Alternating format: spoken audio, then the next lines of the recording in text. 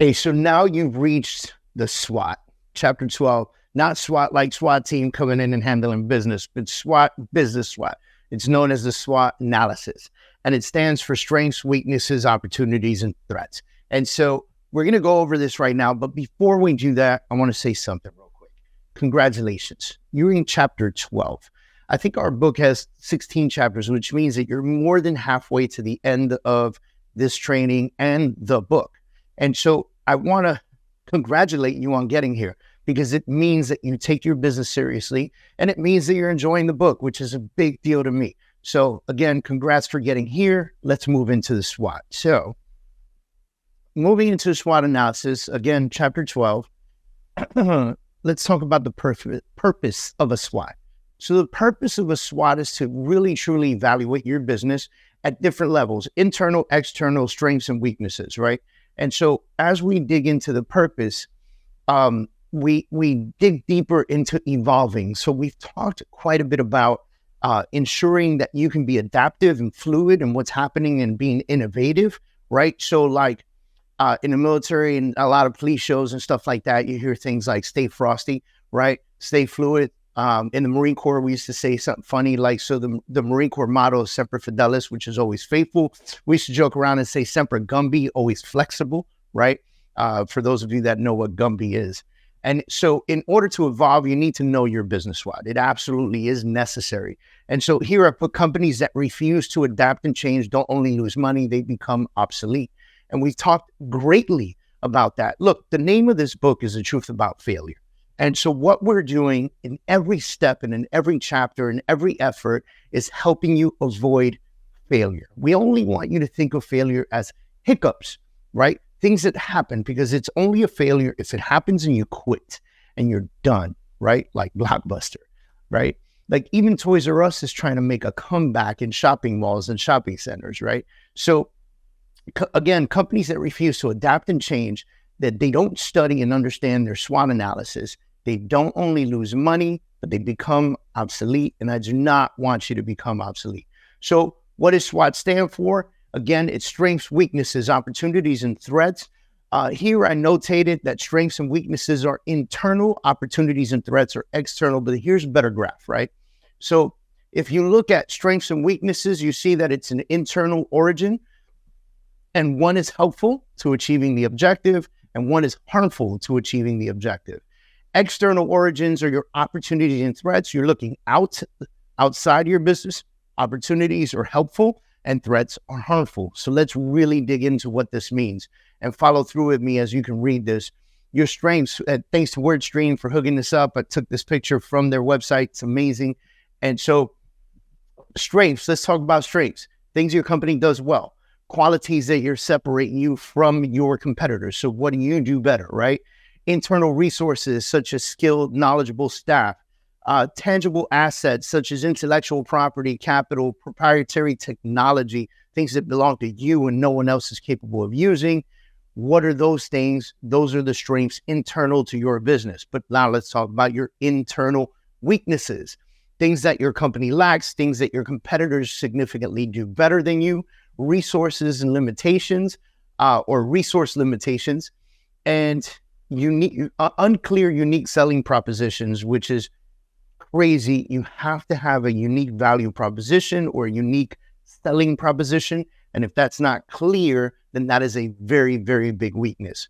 Now let's go external. We're looking outside of our company, opportunities, underserved markets for your specific product, few competitors in specific areas that you market, emerging need for your product or services, and press media coverage of your company. Those are great opportunities for you. Let's look at threats, emerging competitors, right?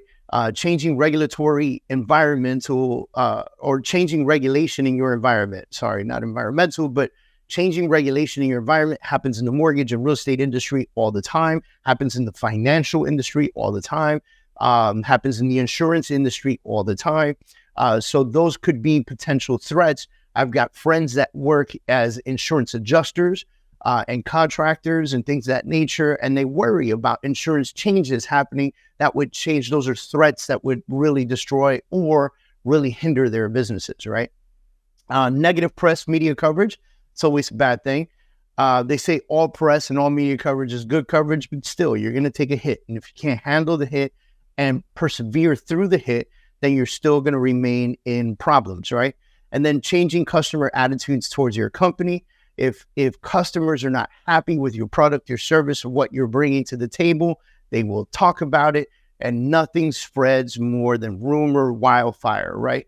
So now, let's dig into this a little bit, because this is an opportunity not only for your entire company, but you can utilize the SWOT analysis when looking at specific things you want to create or adapt. So if you have a great idea for your company and you want to implement that, you can do a SWOT analysis specific to that idea. What are the strengths of that idea? What are the weaknesses of that idea? What are the opportunities externally that that idea can take advantage of? And what are the threats that would affect this idea from really taking off and creating, a blasting, everlasting, long-lasting effect in your client database? And so don't only use it as a big picture thing for the company alone, but use it for major things that you're going to implement into the business. Use it for things that you want to create and focus on. And that's where you're going to really understand your business, but it also helps you understand your competitors. It also helps you understand your market at a high level. It also helps you understand what's out there that's coming up that could potentially be a hindrance to what you sell or service you provide. Okay. Now, sorry, I moved too fast. It says, my hope to you, dear reader, this is coming straight from the book.